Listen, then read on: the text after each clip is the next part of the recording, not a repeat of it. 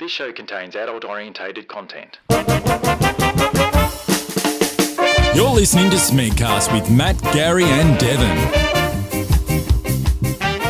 Oh, people, we are back. Devon, thank you for joining me.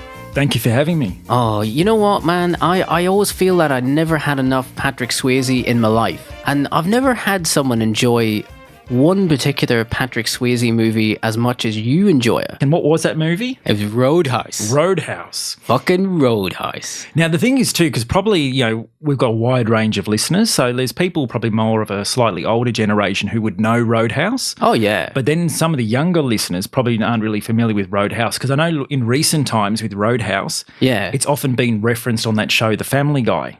Like, I don't watch Family Guy, so I don't know what the joke is.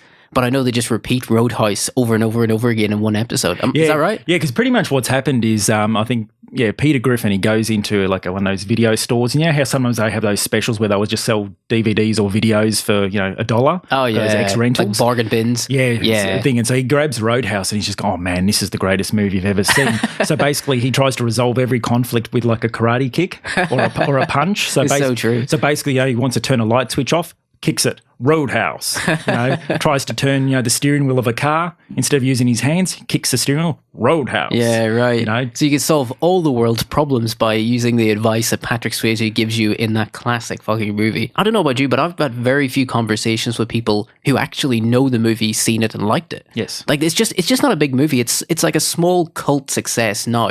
But I tell you, when I realized on your birthday, I was like, this is a good movie. Yeah. And you were just like, that's a great movie. Yeah. And I just was like, you like that movie too? I like that movie as well. Oh, and then you're off, And the thing is, it's like meeting a person from your own country in a totally foreign part of the world, Yeah. Like, you like Roadhouse too? I love that. Yeah. We are clearly brothers. Honestly, that's a strong connection. Yeah, well, but, Yeah, that's the funny thing, because, Roadhouse is one of those movies, but it's just, because I think a lot of reviews, people sort of say it's a really good, bad movie. But typically, that's the word of mouth I get too. Like, it's a bad movie, but it's an enjoyable bad movie. Yeah, but the thing is, I can't see how it's a bad movie. I agree. That's the thing. I think it's actually a great movie. It's not like, oh, it's a bit cheesy. It's like, no, it's not cheesy. No. It's a bad movie that you can enjoy. No, not bad. No, good.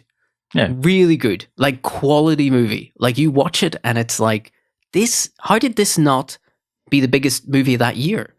Yeah. And it has all the facets of what makes a movie good. Don't you agree, Devon? I agree. Well, the thing is, when you think, years back, people love that movie Tootsie with Dustin Hoffman. Oh, I thought that was a great movie. And I'm thinking, no, that's ridiculous. This here is a real movie. Tootsie is considered a classic movie. Yeah. It's considered like to be one of the best movies of the 80s. Tootsie's all right. There's nothing. I think Tootsie is a safe movie in a way. Yeah. You know what I mean? It's a safe comedy. But the thing about Roadhouse, Devon, is that Roadhouse is not a safe movie. It takes risks, that movie. We're taking one of the biggest stars of the 80s, who's known for being kind of a handsome man and, all the girls like him. Yeah. And then you put him in like, I suppose we should explain the story, shouldn't we? He's basically what every man wants to be and who every woman wants to be with. Well, see, the thing was, when I see the movie and lots of little components of the movie, not everything, but certain components, I look and go, that's my life on film. Really? All of it is like accurate? Good portions of it. Okay, right. Like, can you explain one thing that Dalton has, who's Patrick Swayze's character? Like, what does he do that you go, that's me? Well, for example, like, he drives a Mercedes coupe. Right, okay. I do as well. His car's silver. Mine's silver. Yeah. He also... Well, it's basically a mirror image, isn't it, really? Apart from the fact that you don't fight people in bars, it's literally the same thing, isn't it? Yeah. It's not. And then, he buys an old car. Right. So that way, because just in case people damage his car, he's got a nice old car, which doesn't matter. I do the same. Yeah. He hangs out at bars and nightclubs all night. I do exactly the same thing. Wow, it's just the same. It is. I mean, you basically, if they remake the movie, I mean, you're shooing. Well, and he even had a mullet. I used to have a mullet once. Did you really? Once upon a time. Yeah, people used to say I look like MacGyver. Are you ever going to bring it back? You should. I think you should be the first that brings it back. Don't let the world tell you it's not a good haircut. Honestly, fight the good fight, Devon. Bring the mullet back. No, look, I think the thing is, and we'll set this up a little bit because people may not have seen Roadhouse. For God's sake, if you haven't seen it, go watch it. The thing about Patrick Swayze, the reason I like his character Dalton, and the reason the setup for the movie is really good, is because at the end of the day, it starts off with a pub, a bar. Yes. My thinking around the setup is that like we have the shittiest, the nastiest, the most violent, the most dangerous bar in America. And we need a bouncer to sort this shit out. Exactly. And he's the guy you call. And I think that setup, that is a great setup because you're kind of going, how the hell is he going to fix this shit up? I mean, this is a bar where they're cleaning. I think the thing isn't the thing where like it's a good night if you clean eyeballs off the floor. Yeah. You know, there's a line around that. And like people who don't sort of know, because I mean, a lot of people have been to a bad bar, but this is a whole other different level. Yeah. So just picture, it's in a little country town in, I think it's called Jasper. I think it's in Memphis. Right. But basically just imagine this small country town. You've got this building, which probably would have been suitable for keeping cattle and sheep in once looks upon like a time. a wooden barn. You know, like one match and that shit is gone. And when you walk in the door, basically all over the floor, it's basically sawdust, broken glass. That's right. There's a band, which I think was the Jeff Healey band. That's who's right, playing. Jeff Healey. And you've got basically the whole stage area is actually just covered with chicken wire because the crowd is so violent. You know, they're just throwing beer bottles. Mind you, the lead singer of the band, he's blind. That's right. Well, and they're a real band, and Jeff Healey's a real musician, and he was just hired just to play in the movie. Yeah. But one thing I appreciate though about him being in the movie is that it's not just, I guess in a lot of movies where they hire real bands to be in them, they're just there for background noise. Yeah. But Jeff Healey is actually a character in the movie, and he's actually interacting with Dalton, and he has some sort of, he's throughout the whole movie too. He's definitely an influence on the story. It's just nice to just see a band not be in the background all the time. But you're right. I mean, I've always wanted to walk into a bar and see the chicken wire around, the stage. Because you're like, damn, this bar is, I mean, even if it's the safest bar in the world and I opened it up, I would still put the chicken wire so that when people walked in, they'd be like, what kind of bar is this? Is this a violent bar? This doesn't look safe. See, I have a feeling like if we ever took our podcast on the road, for example, now we would have to be covered. Yes, in chicken wire. I agree. I mean, it'd almost be like, especially if Matt was there. It'd almost be like we'd almost need this like dome-shaped structure built, almost like the Thunderdome from Mad Max. Just to keep us safe, to keep us protected from people would be like, "Give me my fucking money back." Exactly. Like, I'm sorry, honestly, Matt is not going to talk anymore. It's okay, it's fine.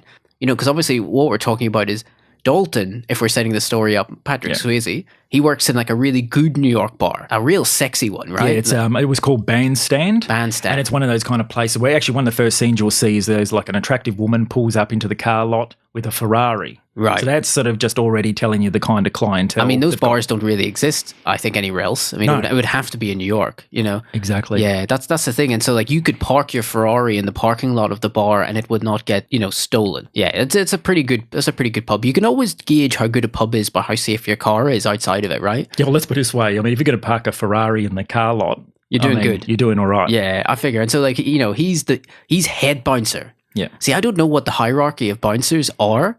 Like maybe a bouncer's out there in the world can tell us, but I don't know what, do you have a head bouncer who's like, he's like black belt bouncer, and then you've got like a senior bouncer and he's like, kind of green belt. I mean, I don't know how it works, but Dalton is the guy. Yeah. He's super bouncer, isn't he? Yeah, well, I think his actual technical, or his job title is a cooler. He's the cooler. He's the cooler. He calms everyone down. He calms everyone down. So, but the thing is, what a kind of high question is, he's got this fantastic job, working in one of these really fantastic bars in New York, but then one guy comes in and pretty much just poaches him, just offers him a bit of money. Yeah, it's not big, is it, in the movie at all? No. Like, it's kind of like this guy comes up to him. He doesn't know him. No. He's like, hey, Dalton, I've got this bar. It's the worst bar in the world. People lose limbs when they go there, and he's like, I'll pay you this. And then within seconds, he's just like, yeah, all right. Yep, done. And I'm like, that's not how you accept a job. You want to do a bit of research. Do I like the area I'm moving to? Am I moving to like the shittest town in Memphis? I don't know. New York is a nice place to live. Do I want to give up my apartment since I've, worked very hard to get it? There's a lot of questions about this, but he doesn't matter. He's going to Memphis. Well, that's the thing. I mean, you sort of look and really, he doesn't seem like a very loyal employee. I mean, even the owner who comes in, he gets given the bad news. Oh, yeah, tonight's my last night. So Yeah, right. yeah, tough luck. Yeah, it's like, fuck, great. But this is, I mean, I think immediately though, Devin, you know this. I mean, in the world of men watching other men on film, watching Dalton just go, you know what, fuck this job, I'm going to the other job. You could watch that and go, wow, that's satisfying. Yeah. Imagine living like that. Like, imagine going to work and just being like, you know what, fuck this job, someone came and offered me something better, I'm leaving. That sets him up immediately as being alpha male. He hasn't even thrown a punch yet. What's the pub then that he goes to? The Double Deuce. The Double Deuce. The thing about Dalton is that he is in the great tradition of brilliant movies about badass blokes, right? He is a guy that can beat the living poo out of anyone because he's got some sort of feng shui fucking karate crap going on, right? But he doesn't want to be involved in any violence of any kind. No. And that's why the movie's hilarious, because it's basically a man going, I don't want to fight. I don't want violence. Let's all calm down and have a civilized night. And yet somehow he is constantly beating the piss out of a lot of people. Exactly. And that's really the reason the movie's great. I love bad guys that constantly go, no, I don't want to have to fight you. And then it's like, oh, there's a fight coming. I can tell, you know, as soon as that happens, you're like, somebody's going to swing. Because I think one of the things is too, basically, when he does go to the Double Deuce, you know, he's there responsible for, you know, training up, you know, a lot of the security guards or bouncers who are there. Yeah. And, you know, well, he's shaping up the place, isn't it? Yeah, exactly. Because the place is a piece of shit. Yeah. So he's like, right, I'm going to go in, I'm going to shake shit up. You know, everybody, and I think he doesn't go in and he just checks the place out. He does. So he just goes in just to say, let's see how bad the Double Deuce is. And it's like fucking appalling. Like, I've never seen a bar. This is Hollywood movie making at its finest, where, like, you know, a normal, you know, the least exciting part of the room is somebody punching somebody and breaking like a table. You know, that is like the calm part of the evening, you know? Well, I think in the movie, you've got two brothers who actually start having a fight at a pool table. Now, to me, that's always highlights trash. If you've got two family members beating the living crap out of each other in a venue. Bad luck. You've got bikies out the front who already are hurling abuse at Dalton as he's walking into the building. I remember all the bikes on the front lined up, and you're like, man, that's not a good bar. No. You know, it's never a good start, is it? Yeah. See, I always find with any bar, and this no matter where it is in the world, any place that offers the really cheap drinks, or they advertise a ladies' night, those two traits I think are guaranteed to destroy your business. Because one, as soon as you get in look, people like a bargain, but when you get those cheap drinks, you do bring in a very different type of crowd. It attracts a certain person. And then as soon as you advertise like ladies' night, you can pretty much say 99% of the patrons in the place are men. Are men. Yeah, because they have to, like, we need to get some women in here. Yeah. Because, you know, when they discuss the ladies' night, it's like a bunch of men who manage the pub going, we got a problem. Yeah. I mean, there's nothing but sausage in here. Well, see, we need to do something. And that's the thing, and that's where all the fights often start, because there's too much testosterone in one place. Yeah, exactly. Like, I remember years ago when I was probably about 18 or 19, it was one of the first nightclubs I probably ever went to. Oh, right. And it was that violent. Yeah. I mean, I remember being on the dance floor, you know, like literally 99% men in the place. I'm probably one of the few girls in the place. I'm actually more or less holding the girl close to me. Yeah. With one arm around her, but then my fist up in the other.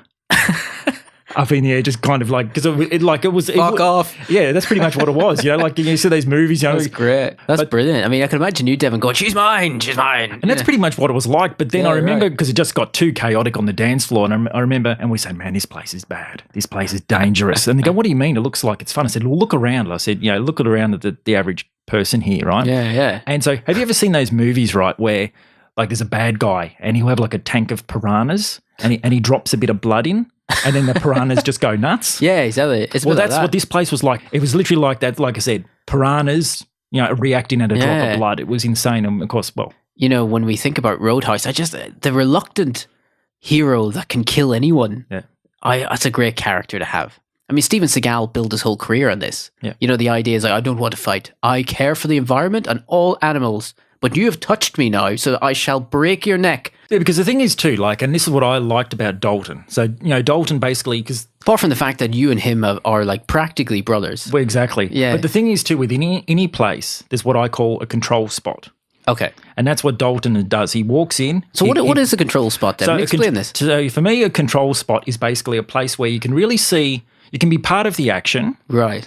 but you can still see everything that's going on. So it's a position inside a bar. So, for example, in the movie, he walks in Right. and he picks a nice spot on the corner of the bar, Yes. just rests one elbow and then just observes. So he can basically see what's going on the dance floor, where the Right. pool tables are, all around the bar. He sees everything. He can see what's going on with the staff behind the bar, if they're skimming money from the tills. Well, I remember, he can see doesn't that. somebody punch somebody and he just kind of slightly moves out of the way? Yeah. So somebody can fall over. Exactly. And it's just like, this place is a shithole. And that's the thing, like in a lot of places, because you got to realise, even on some of the best places, you're in a room full of drunk people. Oh, yeah. So you do always kind of have to be on your guard and always, sometimes, keep your eye Oh, absolutely. open. And I guess, I suppose you would know, like, the biggest trait of a bouncer, apart from the fact that you can, kick a ceiling light and break it, is that you should be able to observe people. Yeah. You should be able to understand, the behavior of other people and see aggression when it's coming or rising. Because you don't want to wait until, if you're a good bouncer, you're not going to wait until a fight breaks out. You want to get to it before the fight breaks out. Exactly. And then clean it up a bit.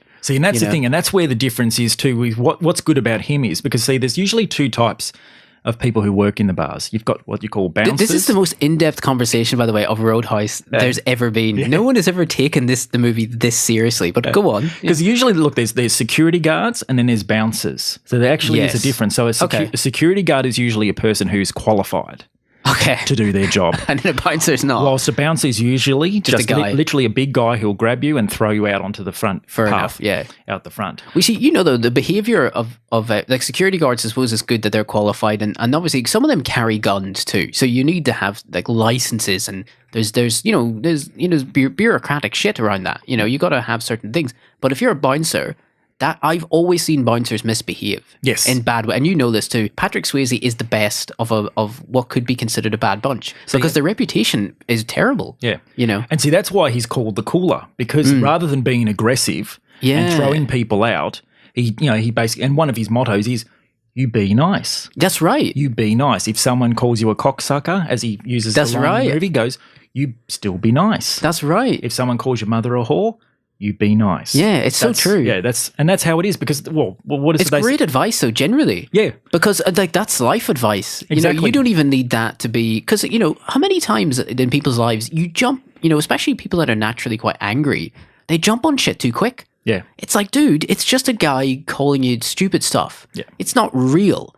You know what I mean? Don't let that affect your brain. Yeah. And he's very good at that. And I suppose the level of self-control that Patrick Swayze's got in the movie is pretty awesome. Because you think just one word in a sentence can totally change the whole meaning. Oh, yeah. That's the thing. And that's like with anything, whether you're at work or with, things with friends or whatever, if you use one wrong word sometimes, it can have a devastating effect. It really does it. And especially when you're in a place like that with aggressive people, drunk people. Yeah. And that's why they call him the cooler.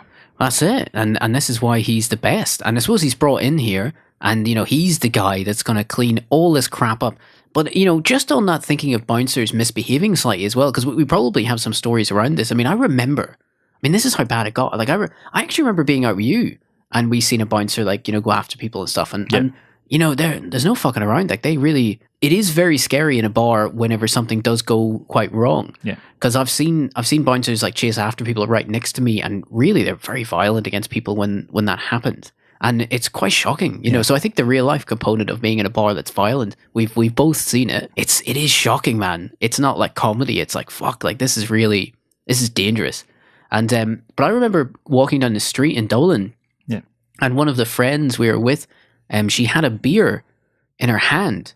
Now, she shouldn't have had a beer on the street, mind. I mean, like, if there, it's like the public drinking policy stuff. Like, if you're on a public street and you're drinking, it's, illegal. Yeah. But it's a misdemeanor, it's one of those things where you're just told, put it away.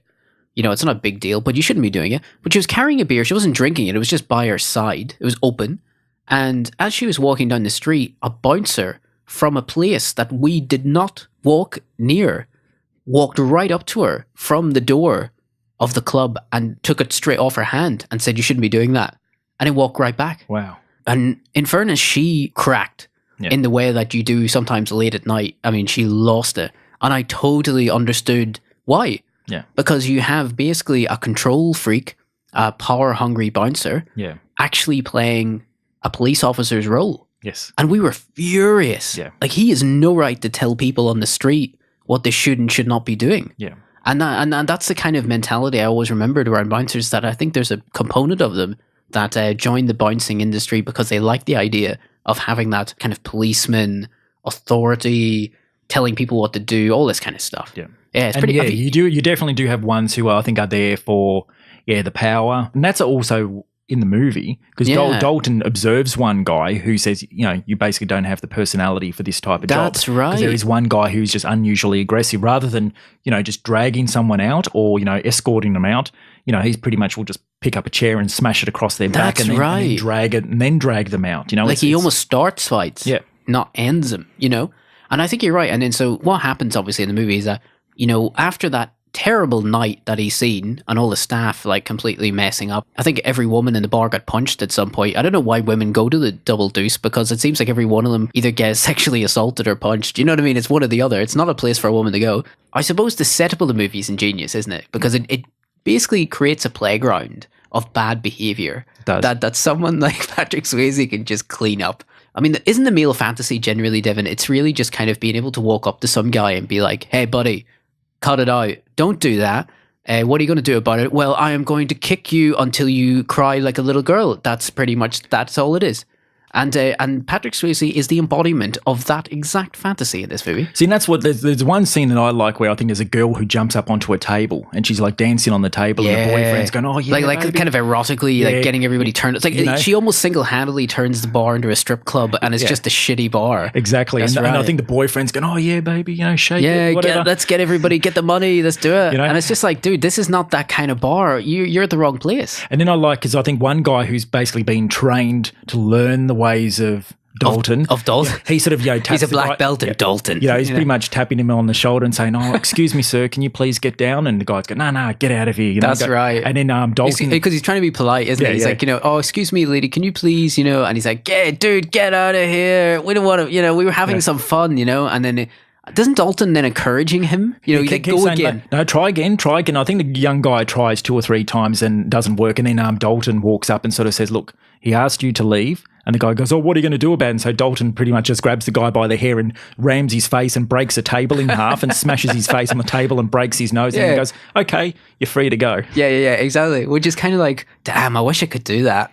And that would be such a good skill to And then, because everyone's like in admiration for what he's done. Like, in just one foul swoop, like, he's just basically snapped a table in half with the guy's face. And then I think one of the waitresses, she walks up to the stage and goes up to the lead singer of the Jeff Healey band and whispers in the ear, that Dalton's done something. And I think the lead singer, he turns around and goes, "His name is Dalton." And so straight away the reputation is now being established within the place that, you've got it. And you have to love a movie that spends most of its time underlining constantly how good their character is at doing something. Like basically the movie is like a promotional video for how good Patrick Swayze is at being a bouncer, because everybody's like, he's the best. Honestly, no, he's the best. He looks kind of small to me. No, he's the best. Like everything's about him being like the biggest badass of all time. Being in a fight, there's no skill in that, but ending a fight, that's a skill. Yeah. Like just going, "Oh shit, what the hell just happened there? I think it's over." And then of course we talked about it. Like we talked about that scene where, he tells everybody, you gotta be nice. If somebody calls your mother a whore, you just gotta be nice about it. Yeah. You know what I mean? It's not personal. This is the world of being a bouncer includes this shit. It's just words. Just relax and just deal with it. Yeah. And I think that level of control, I mean, it's awesome to watch, isn't it? See, and one good thing too was with that scene where he breaks the guy's face on the table. Basically, I think during that fight he actually gets stabbed with a knife, and that's when he goes to hospital. Right. And that's when he actually gets introduced to one of the characters, who's a young female doctor. Of course. I think her name's Kelly Lynch, I believe, the actress's name. And she just happens to be, quite honestly, probably like 6-foot blonde who's looks like she's born in the Alps or something. She's a gorgeous looking lady. I mean, what a shock, you know? But what I like about that scene is too, like with typical American ways with what they do with movies, they basically have her wearing glasses, which straight away makes her seem much more intelligent, you know? Well, she's like, because she's not a nurse, is she? No. If she takes the glasses off, she's a nurse. But if you put the glasses on, you're a doctor. Exactly. That is the rule. Because I believe when you graduate from doctor school, they give you glasses. Yeah. And that's part of it, isn't it? And then she basically goes up to Dalton, and Dalton basically just presents her with his medical file, which is this like manila folder, It's like the Bible. 2 or 3 inches thick, of documents and all the stabbings and broken bones and things that he's had. And, yeah, totally. And she's admiring some of his handiwork of where he's stitched himself up himself and stuff like that. But there is this kind of like, if you went to, if you were in that scene, you're like, oh, what happened here? And he was like, yeah, I got stabbed. And it's not a serious enough wound for him to look kind of pathetic. Yeah. And it's not small enough to have him look a bit stupid. Yeah. It's literally just like the perfect knife wound to show off to someone that you're attracted to. Like, look at this shit. I mean, how cool is this? But then the thing too is it's also at that point where you start to realize that, he's actually quite a nice guy, even more so. Because when she's talking with him, she's saying, you must be qualified in something more than bouncing. And he actually says how he studied philosophy at NYU. Right, of course he did.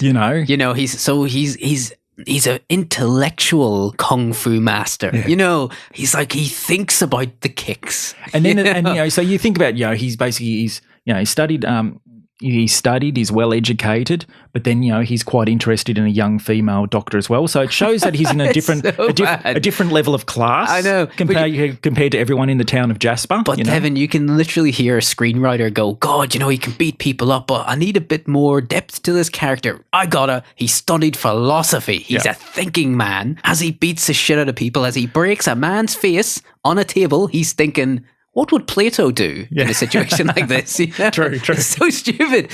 But he does actually think about it. I think the reason it's funny is because, even at home though, he meditates, doesn't he? Well, that's the thing too. He's like, he doesn't bring his work home because as he's beating people up for a living, but he goes home and he's centering himself. And you're kind of going, this guy's like the perfect dude, isn't he? Like he knows everything. And so the people who obviously haven't seen the movie, like where he ends up living in like more or less like in an attic above a barn. Well, that's right. Yeah. Where there's basically no TV, there's nothing. Yeah, he's like a monk, isn't he? Yeah, he's just more or less living at one with nature. Yeah. And I think the farmer who even tries to rent him the place, he basically just like takes the smallest amount of money possible, for it as well. Dalton goes, oh, look, I'll give you some money, just to keep, because I think the guy says about, he wants to try and keep all the nuns and the priests happy at the church. Oh, right. Kind of thing. So he's just basically, Dalton's been a nice guy by actually paying him. To rent the place. Yeah, it's kind of like, so kind of you to, actually give me cold hard cash for this, space. Yeah. But then doesn't he say something like, are you sure you want this place? And he's like, yeah. Oh, yeah, I'll pay you. But that's the funny thing, because you've got this barn that's basically just wooden planks. Yeah, it's got nothing in it. Nothing in it. Like there's no insulation. Like there's no carpet. It's basically just, that's a place where horses live. Yeah. He's renting it. Exactly. And it's like the best barn of all time. Yeah. But then it's a very like, Devin, if I went to Memphis and I rented a barn off a farmer, I would die of probably pneumonia or like a tick infection within the first month. I mean, it's guaranteed. I would be in hospital. See, I reckon imagine if you had cattle underneath that barn, right? And you lit up a cigarette. I mean, your eyebrows would be singed. Yeah, it would. The methane up there must be brutal. Maybe that's the natural source of heating for that place. Maybe that's why he's so greased up the whole movie, because it's just fucking this methane air everywhere. Yeah. But yeah, I mean, in all kind of movies where like, because it's all designed by set designers who plan out everything, you kind of look at this barn and you're like, that is like the coolest looking fucking barn of all. Like it's so big. It's got like a staircase into it.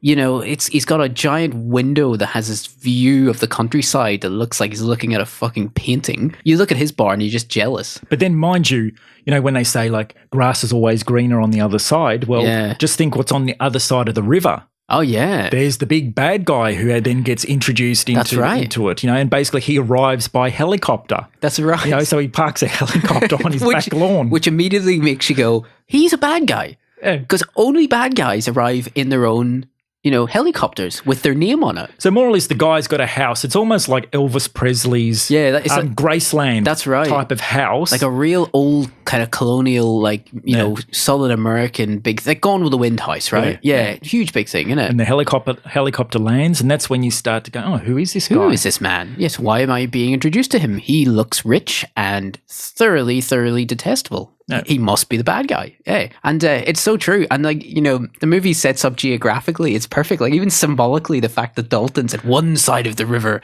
and the bad guy's at the other side of the river, and there's this piece of water that, splits them in two. It's all, really heavy-handed symbolism, Dalton, we can say, gets romantically involved with the nurse. Yes. Or the doctor, pardon. Sorry, we must say she's wearing glasses. She's wearing glasses, so yes, she's a doctor. She's qualified to be a doctor. Yeah. And she says medical things, and you're like, oh, she's smart. And so he brings her home. Like if I took Kelly Lynch back to my barn, she would look at me and be like, you must be kidding me. Yeah. Like, I am not staying here. Like, have you seen what I'm wearing? I'm a 5-star girl. I am not staying in a fucking barn that smells like cow farts. Take me somewhere that's actually worthy of me. But of course, in the movie, she goes to his barn and she's like, my God, this is so earthy and darn, it's just wonderful. I could tell you read philosophy because I feel so at one with nature in this place. It's just shite. And somehow it all, they have sex and they have that wonderful sex scene that just, halves the movie in the middle. Like smack bang in the middle of the movie, just when you think, God, things really aren't picking up much here. Oh, sex. Brilliant. Yep. Just get straight in there. He stuck the pitchfork in the barn. That's right. There's a story about that sex scene too between Kelly Lynch and... oh, really? Yeah, it's the only... Bill Murray's a big fan of the movie. And Bill Murray knows Kelly Lynch and the husband. Okay. And so what happens is that every time Roadhouse is on TV... Bill Murray watches it, and every time he sees Kelly Lynch get naked and have sex with Patrick Swayze, Bill Murray will literally call the Lynch household. The husband picks up the phone and he just says, "Oh, just want to let you know that your wife's fucking Patrick Swayze again." And he does this every time the movie's on, which I think is great. In the tradition of 80s sex scenes, it's probably one of the best, David. Yes. It's quite like you just look at it and you go, I think that position is impossible, but so be it. Well, it can't really get any hotter or steamy because if it was too steamy, because there's no windows in the place. No. I mean, honestly, the mold in there would be brutal, He's like, just ignore the smell. Just take your bra off and ignore the smell. Don't worry about the smell. There's some like foreign spores that he's inhaled, some black mold. Yeah, honestly, I would stay in there. I get bird flu in the second day. And she's a doctor. She should know better.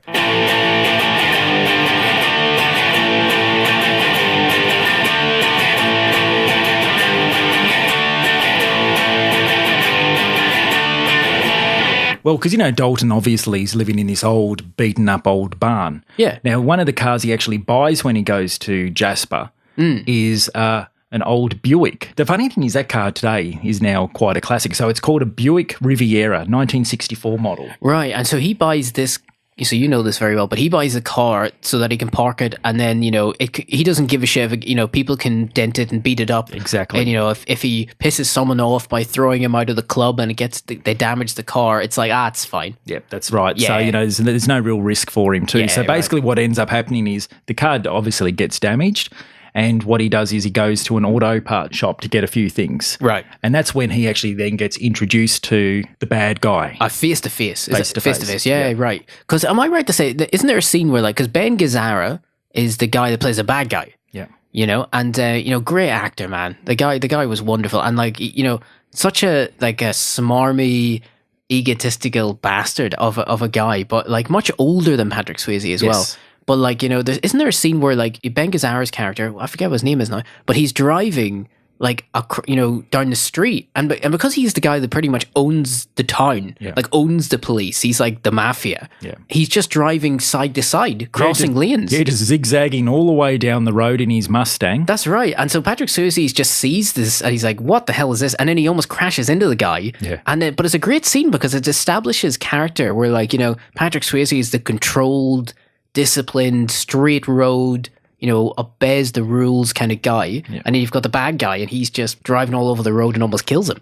See, and there ends up being this instant hatred between Dalton and the bad guy. Yeah, right. Because what Dalton learns from the guy in the auto supply shop is that this sort of mafia-type boss guy basically takes 10% of all the takings from every business in town. Brad Wesley is the guy's name. Sorry, the bad guy. His name is Brad. I mean, anyone called Brad is instantly quite a bad person. Yeah. In any name that sort of is like one syllable. Yeah. That sort of is just like. I mean, it's literally just the word bad, but with an R. Yeah. I mean, it's a bit obvious, isn't it? He's just like, Brad, it's kind of like bad, so I think people might get it. So he's an extortionist. He's extorting money off all the people in the town, including the bar. Yeah. If I remember. Exactly. So he goes to Dalton's Double Deuce bar, and he takes money out of the till, basically, doesn't he? Like, exactly. And this is one of the things too, is because obviously this guy's got a 10% interest in the place. He's basically wanting his money. And of course, what ends up happening is Dalton kicks out one of the guys who actually, I believe, was the nephew of Brad Wesley. Brad Wesley, the bad guy, right? And So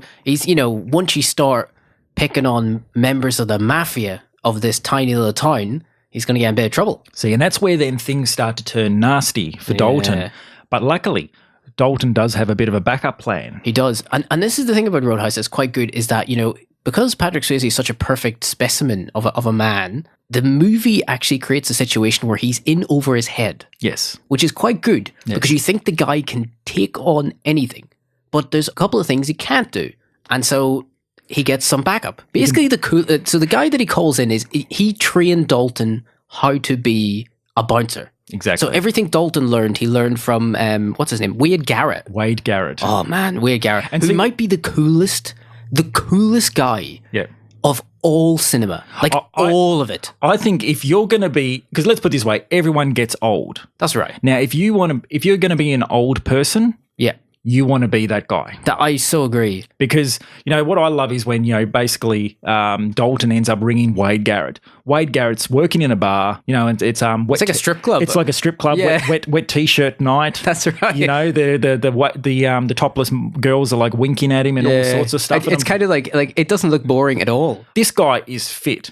He is fit. He's like 6'4". He's lean, athletic. Well, that's the thing about... He's got charisma as well. Yeah, and of course, Wade Garrett's played by the great Sam Elliot, right? Sam Elliott's a fantastic actor. The first time I ever seen Sam Elliot was in that role. Yeah. And so I was just like, damn, this guy is cool, man. But the thing is about Sam Elliot is that he's still alive now. He's still acting away. I think he's in his 70s now. He must be, man, because he was pitched as being an older man back in 1989. Well, and you know what I mean? And I'm like, he's still going. Well, I think probably in the movie then, he was probably only in his more mid-40s. Probably But I think the thing too was because he was going grey. I reckon he's one of those people who went grey at actually quite a young age. Yeah. So I think that's what sort of added to that. But he had the coolest hair, man. Yeah, like a full head of long hair. Like the guy who's in his 40s and like you said, built like a brick shit house, right? Yeah. But like had hair that like a boy band member would crave, but grey. Yeah. You just looked at him, he's like, this guy's cool. And then every time he punches someone, his hair's fucking waving around. You're like, man, this guy's got it. He was almost like half man, half lion. He was. This mane of hair, he's the sort of the stubble, but it was all in black. But it wasn't like, shitty, long, strangly old man hair. Like it was like fucking hair. It's like, real, it's thick. It's thick. Describe. This is like the most detailed conversation. I mean, you could shave his head, right? And I mean that hair could be used on multiple people. It could. Yeah, I don't need much of it. I just need a bit. You know what I mean? I don't need a lot. Recently, I was actually in a bar, and a girl was talking to me about hair and things like that. She apparently just recently watched like an animal documentary talking about sea otters. Right. And she said one centimeter square of hair on an otter is so dense that it is equivalent of a full head of hair on a human head. Holy crap. And she said basically... That's a dense bit of hair. And she said, she used him as an example. So she said Sam Elliot. Sam Elliot. That's hilarious. Because that's dense hair. That is dense. Yeah, it is very dense. I mean, they could make a documentary about his hair. Yeah. And this is the thing. I mean, the thing about Roadhouse is that because, Patrick Swayze is pitched as being the coolest guy. Yeah. Like and you're watching me like, man, this guy's cool. I mean, he's got Kelly Lynch. He's got the car. He's got a barn that looks like a feckin' mansion. He's like, giving people shit, but being able to beat them up, I mean, he has everything a man would want. And ultimately, then, just as you think things are turning, they get someone even cooler. Yeah. And so what happens essentially is the movie turns from being a movie about a bouncer in a bar to turning into some sort of Civil War movie between bouncers and bartenders and then this mafia family in this tiny town. And then it becomes really outrageous at that point, doesn't it? But then the thing is though, Devon, is that, Ben Gazzara, who plays Brad Wesley, the bad guy, Brad for bad, he has his own Dalton.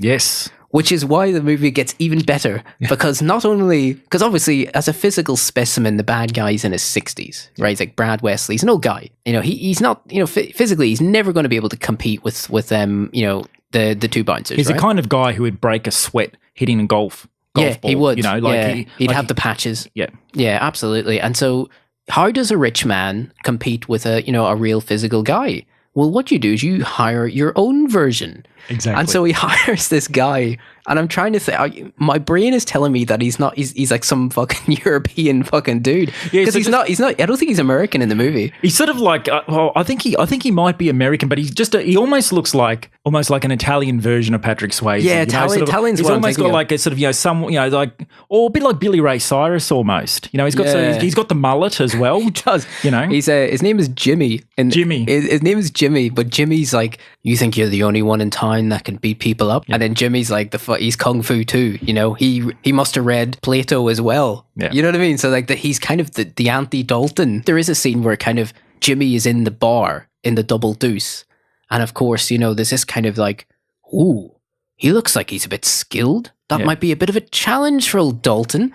And it's like, ooh, Dalton's met his match, but he hasn't fought him properly yet, So then Dalton goes home and he notices the old farmer who he rents off. Right. His house is on fire. Oh, of course. So it gets personal, Devon. Yeah, it gets then personal. See, that's what happens, man. People are put in danger and they're trying to get the Dalton through the, different means. Yeah. That's right. Is Kelly Lynch put in trouble in this? Yeah, so I think they're more or less just kicking back. That's right. In the barn. And they're chilling out.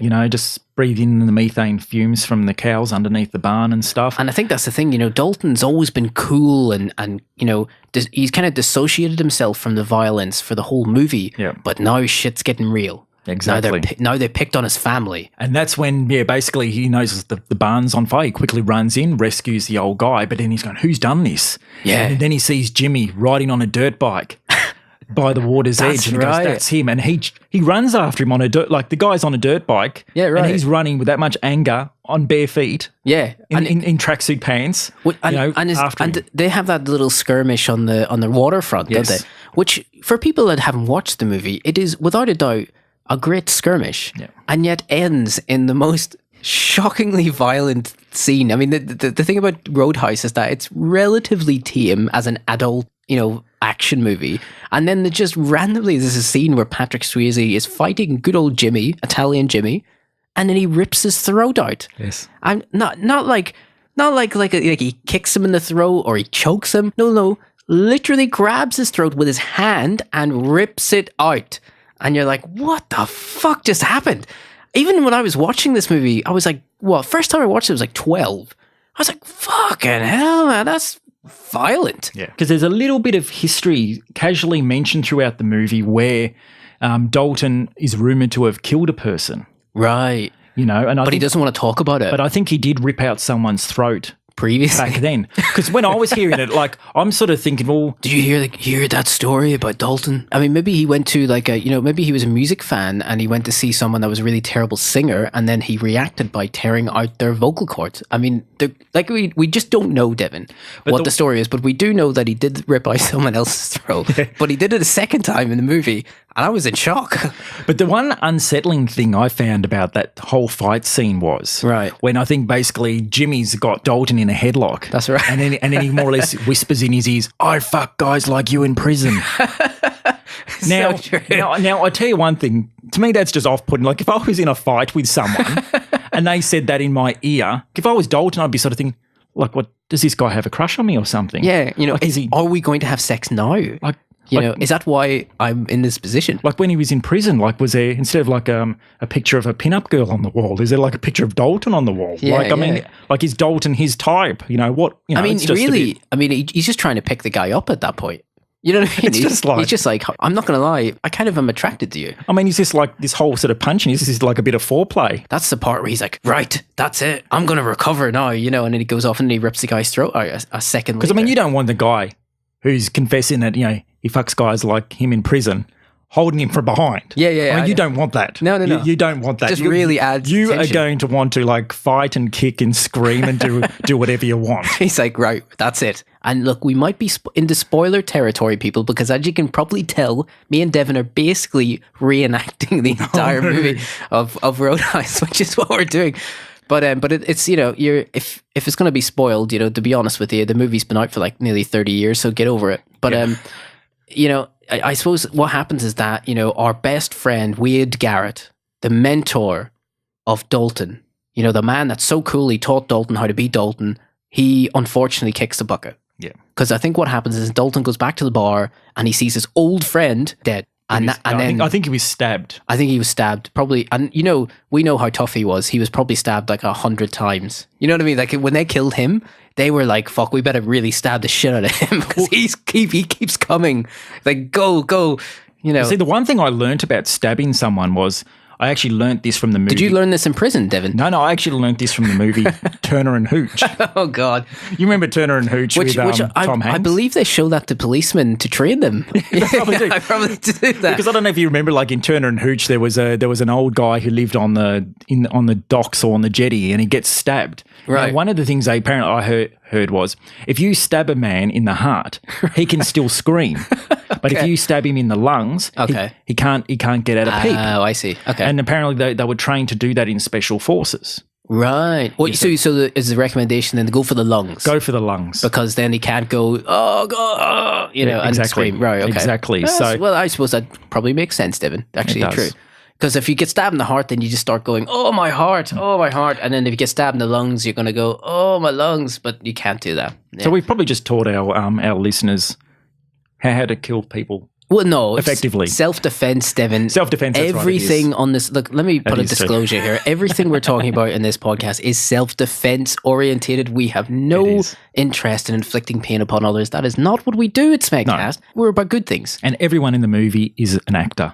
That's right. And also, let me just underline this as well. If you were using Turner and Hooch to learn genuine life skills, you have more problems than having a knife in your heart. I have much more problems than that. So just don't do that. Read philosophy. Don't watch Turner and Hooch. Do what Dalton does. Yeah, don't watch a Tom Hanks movie. Just be sensible. Be sensible. But of course, we all know, unfortunately, our good friend with the best hair in Hollywood dies. Yes, he gets stabbed somewhere. And he's dead. And then that's when the movie becomes a revenge movie. It does. Because it becomes quite an extreme one too. But the great thing about Roadhouse, Devon, is that it's not like it's, you know, Dalton on his own. You know, I get the impression the whole town just kind of goes, fuck it. Yeah, that's it. You know, it's almost like I said, it's like a civil war where everyone who owns businesses in the town just goes, fuck it, we're going to attack someone and fuck the law. You know, it's almost like, I almost describe Dalton then as almost a bit like, he was almost a bit like Robin Hood. You know, he's kind of, you know, slightly more violent, but kind of like Robin Hood. Yeah. You know, so because that's then the thing, because more or less you can say, well, Dalton's mentor and best friend has been killed, and then he effectively goes on a rampage. I don't remember that part where, you know, Robin Hood ripped out someone's throat, but I understand where you're going. Yeah. I totally imagine that happening. Go. Take that, you know. God, Robin Hood took it a bit far. Where did he learn to do that? But then basically he does go on a bit of a rampage. He does. So he basically goes to because he's got revenge in his heart now. Exactly. So then he wants to get he wants to get rid of the whole lot of them. And this is the great reality of Roadhouse, is that there's no police involved in any of this. There's not a single cop here. It's literally just like everyone in the town is involved in like capital murder. And then until the end, and it's like, okay, we'll just hide this shit under the rug because they must kill 30 people at the end. And Patrick Swayze just kind of goes, you know what? I'm going to kill an entire group of people. I'm just going to kill all of them and just go for it. See, and that's what I like was because, you know, obviously his best friend got killed. He grabs the knife, stabs it into the accelerator pedal of the Mercedes. Oh, the good car. Yeah, the good car. He actually uses the good car. So he sacrifices the good car. He sacrifices the good car. For his friend. The Mercedes 560 SEC. Jeez. Is actually a specific model. But basically, he stabs the accelerator pedal, so that way it's forced down. Yep. He lets the car go. The car flies into the estate. Yep. All the bad guys are effectively distracted by the car, shooting at the car, all that kind of stuff. That's right. And that's when, he goes around and starts, being stealth. And starts progressively picking one by one off. Which is always very good in movies. There's all sorts of movies where, there's just scenes in locations where, good guys would just sneak around and just like violently kill them all one by one. There is a trend in movies I learned early on where when you do see a car drive towards bad guys, at full speed and bad guys are shooting at the car, you immediately go, no one's in the car. Yeah. Because in every movie, the car explodes and everybody's supposed to go, oh, the good guy died. But that's not true. Yeah. I mean, of course we know they don't die, and it's always, I don't know why he just didn't put a brick on the pedal. He had to put the knife on there. I mean, there's got to be an easier way to do that. See, this is once again, he's a clever man. Right. Because then when they go into open up the door to see who's in the car, they then see that knife and they go, oh, he knows what we've done. Exactly. That's what it is. Right, because that was the same knife that was used to kill his mentor. Exactly. See, it's all character-driven, people, And then the movie turns into basically an extended episode of Home Alone where it's involving knives and guns. And honestly, it's terrific. And then, of course, we have the wonderful scene at the end where the bad guy gets their comeuppance. Exactly. And that's what I like is basically it's more or less you've got then all the main business owners in town, all surrounding the bad guy, who's this Brad, in a room. Yeah, basically there's so much taxidermy. It's basically this room with like a giant polar bear, I think, buffaloes. It's like Norman Bates's parlor room, isn't it? It's got a bloody bear in it or something, doesn't it? Like it's got birds and shit. See, and the thing was too, there was a little bit of I thought was quite clever too. Because Dalton didn't want to kill the bad guy. That's right. He was ready to basically rip out his throat again. That's right. For round 3. Yeah. But because he does that thing with the hand, the claw. It's almost a bit like Mr. Miyagi. Yeah. From Karate Kid. Because you know what? Ready to go. It's just great that the audience can look at his claw and go, he's going to do the throat thing. Yeah. Oh shit. I don't think it's physically possible. Is what I'm saying. But fair enough. And then all the business owners in town, they're basically all surrounding him with guns. Right. And then they think, all right, they all take shots at him. Yeah. So he gets shot like 4 or 5 times by each business owner. Yeah. One from me. One from me. One from me as well. He gets shot like 100 times. But, my memory of that is that, because there is a scene where obviously he's beating up a few of the goons. Yeah. And then he finally gets to Brad Wesley. And Brad Wesley, like we spoke about earlier, he's like 60. Yeah. He's not a young guy. No. So I was thinking like, but my memory tells me that he put up a fight. He did. Like I'm kind of going like, I don't think this would happen like this at all. I'm pretty sure within a second, like Patrick Swayze would annihilate this guy, completely destroy him. But like he's kind of using the environment and he's kind of throwing something at him, and then it's like, fuck, he's really doing all right. Maybe he's going to get away. So they kind of contrive to make him seem a bit more powerful than he really is. But of course, ultimately, everyone shoots him, which is a family ending, really. But see, what I thought was funny was because this is when the first time with all the drama that's gone in the whole movie, this is the first time you hear police sirens. That is in the true. movie. You hear the police sirens, and then all the guys. And honestly, we've literally seen a war, literally a war that's lasted days, and it's like and police have this wonderful ability to turn up after all the shit is gone down. So like, where the fuck were you? So you got basically this 80s style taxidermy room covered in blood with a dead guy who's smashed through a glass coffee table. That's right. And then you got one of the guys who's gone, oh, we've got all these guns. Oh, and he just casually walks off with them. So it's almost he walks off with them. There's so many guns. It's like when you see people carrying firewood. Yeah, because they're trying to hide it. Because like all the town people are there, and they're like, oh shit, the cops are coming. Fuck, this looks a bit dangerous since we're all sitting here with guns and we've shot everyone. Let's hide everything. But you're right. Like, what all the cops are going to see is one dude with like 30 guns, like running off. But you know what? Like, that guy, catch him. You see, that was the thing that I had a bit of a question about was what happened with all those guns? Because he casually just walks off and ends back a minute later. And you know what I think it is? I think those guns actually all belong to that Brad. Oh, so they were in the house. They're in the house because obviously they've got that whole taxidermy room of like hunting trophies. True. And things like that. So I think that's what it maybe is. Maybe they were in the house. So they've actually shot him with his own gun, so that way nothing can be traced. That's quite a philosophical, shot with his own gun. Because you know what, there was a case once, and apparently this was many, many years ago. I'm not sure the full story of the case, but there was something in a town where I believe, look, there was a bad man who did some nasty things to a woman or something like that. I can't remember the full story. Okay. But the whole town knew what was going on. And eventually one day, the whole town decided, to take revenge on the guy. So I think so the guy basically thought, he's like God in the town. Yeah. And I think he got out of his car. And maybe the cops couldn't get him, maybe there's no evidence, but everybody knew. Everyone knew what was going on. And what ended up happening was, I think all the people in the town ended up shooting him to death. Wow. And then when the police came, everyone just turns around and goes, I didn't see anything. I didn't see anything. Did you see anything? No, I didn't see anything. What about you? Which is basically the end of Roadhouse, where everybody's going like, did you see anything, Bert? No, I didn't see anything. And everybody's, playing innocent, and then there's bodies everywhere. Yeah, I'm sure they'd figure it out. I'm pretty sure they would. But I'm sure Dalton's fingerprints will be on practically every dead body. But mind you, there's still Jimmy with his throat. Yeah, he's just sitting on the river. He's probably floating down the river. I know. Maybe he's caught now in a dam and there's beavers. Yeah. Like using him as a log to hold the barriers closed. I know. It's like, Jesus, look at Jimmy's in a bad way. Yeah, it's so true. You're like, what the fuck happened to him?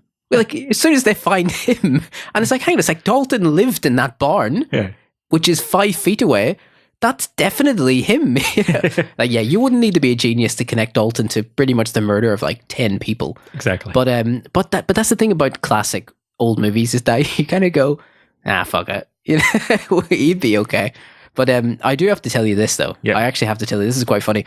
Now, there's a story in the New York Post, right? Came out February 2015, right? So apparently the NYPD, the very integral New York Police Department, they actually use Roadhouse as part of their training. Oh, really? Yeah, no. So just as you think that Roadhouse is a crappy 80s movie, it's got no use to anyone, it's very silly, they use this movie to train police officers in New York. The NYPD has turned to Patrick Swayze to teach cops how to behave. Police bosses are using a scene from the 1989 action flick as part of a mandatory 3-day training course for 22,000 cops. So you kind of like, all right, man. So here's how you rip the throat out of one of your assailants. Now take notes on this. Okay, all right, rip throat, like, claw. It's great. So as you could imagine, one of the quotes is, you need to have a thick skin, an instructor told cops forced to take part in the $35 million program to train cops. Could you make $35 million and there's like a guy going, I think we're going to just show Roadhouse. It couldn't, you honestly think they could have found a cheap alternative. They could have just gone to YouTube and just thrown like that scene where he's talking about the rules about be nice. Yeah. If someone calls you a cocksucker, be nice. Well, that's the scene they show. Yeah. That's the one they use. Yeah. But before we get to I just think I tell you what, let's pocket, $34,999,095 and let's just show them this scene from Roadhouse. Everybody's like, yeah, right, okay, I understand. And so the scene that they show, of course, is that scene, and it's Patrick Swayze's doing the be nice scene, and he says, if somebody gets in your face and calls you a cocksucker, I want you to be nice.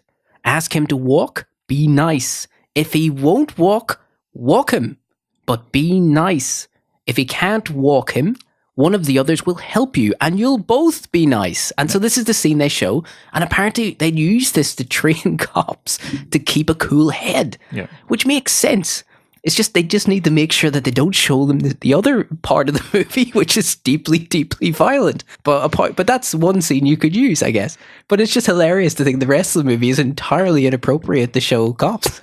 Well, see, also one thing I came across was, because, obviously I like to do a little bit of research with the things that I'm talking about. And so basically, I was looking up a little bit about Roadhouse right now. I was looking into Sam Elliot. Just a little bit, his age and things like that. Sure. And sometimes, the amazing things you come across in Google is sometimes weird and a bit off-putting. Now, you think about it, like all those people were almost like, sex symbols for their time or whatever. But when you look at Sam Neill. Sam Neill, no, he's a totally different guy. Not Sam Neill. Sam Neill would be shit in Roadhouse, man. He would be terrible. Sam Elliot, that's the guy. Sam Elliot. Sam Elliot. I'm picturing Sam Neill doing it. Sam Neill. God. He's like digging up fucking dinosaur bones. All right, yeah. So Sam Elliot. So Sam Elliot. Sam Elliot, that's his name. So basically, yeah. So, Sam Elliot, right? You think like he was already an old guy. Oh, yeah. Now, the thing was, I came across this image. Now, I'm almost taking a leaf out of Matt's book, where he likes to show images. He does, on a podcast. On a podcast. It's just a brilliant visual feast for the listener. So, look, anyone who's at the internet, just check out Sam Elliot Teen Beat. So, basically, there's a picture of a young Sam Elliot. Now, and he appeared in, like, probably a teenage magazine, probably aimed at, 15, 16-year-old girls. Right. Can I see that? Look at that. So there's a picture. So he's probably a 30-year-old man. That is crazy. So is he supposed to be a teenager in this? No, he can't be a teenager, can he? He looks like fucking. Look at the name, Teen Beat magazine. So he's actually in a Teen Beat magazine. So a Teen Beat. So this is like a centerfold kind of thing. Yeah. Oh, I thought it was a TV show. So imagine that. It's actually a magazine called Teen Beat that Sam Elliot was. He had a sexy man picture in. Yeah. So he's probably He's probably looking at him in the picture. Jesus Christ, he's got more hair on him. Like, I mean, they don't make them like that anymore, do they? Like, he's got a moustache. It looks like it should have its own fucking face. But what I find weird is that's a magazine probably targeted like 15-year-old girls. And they're going to pull that out, have it as a poster on their bedroom wall of like a man who's probably old enough to be their father up on the wall. It's so funny because the dad would walk in and see a picture, a better looking picture of himself. So basically, those who haven't seen the picture, it's like a younger, less grayer Sam Elliot. He's handsome, but he looks like a dude he looks like a general. He's almost like Tom Selleck from Magnum PI. Does, yeah, that's right. That's exactly what it looks like. In a tank top with lots of body hair. Yeah. I mean, and a huge moustache. I mean, he's young, but he's certainly not, I would picture to be something that would be in the eyes of a 15-year-old girl. No. Teen Beat magazine. Jeez, I never said. All right, everybody. So get on the Google. Type in Teen Beat Sam Elliot. Yeah. That's it. And look at that picture. That is crazy. Imagine that if your daughter had that on her wall, you'd get worried. Yeah. You would be you would sit down and have one of those awkward conversations and go, so tell me what's going on. I mean, man, how are you feeling about things, That is crazy, man. I can't believe teenagers had this picture on the wall. Even Sam Elliott must look at that. He doesn't even look like him, honestly. No. The thing is though, that guy must have been never young. No. He's been an old guy for fucking 4 decades. I wonder if he's like a 5-year-old with grey hair and a moustache. He was probably shaving by the age of 10. Yeah. He's like fucking what's the Swedish guy? Max von Sydow. He's like that guy's been 80 for 50 years. The next time you come to my house, I'm going to put a humongous version of this and get it framed and put it in my hallway. That is a fascinating photo. So yeah, people go check that out. Teen Beat Sam Elliot. And if you haven't seen Roadhouse, yes, I'm sure you must be convinced by now. I mean, surely people will be listening to this going, this sounds amazing. This sounds like the greatest movie ever made. And the answer is yes, it is. Everybody, get out there and go see it. Devon, thank you for joining me. My pleasure. Roadhouse.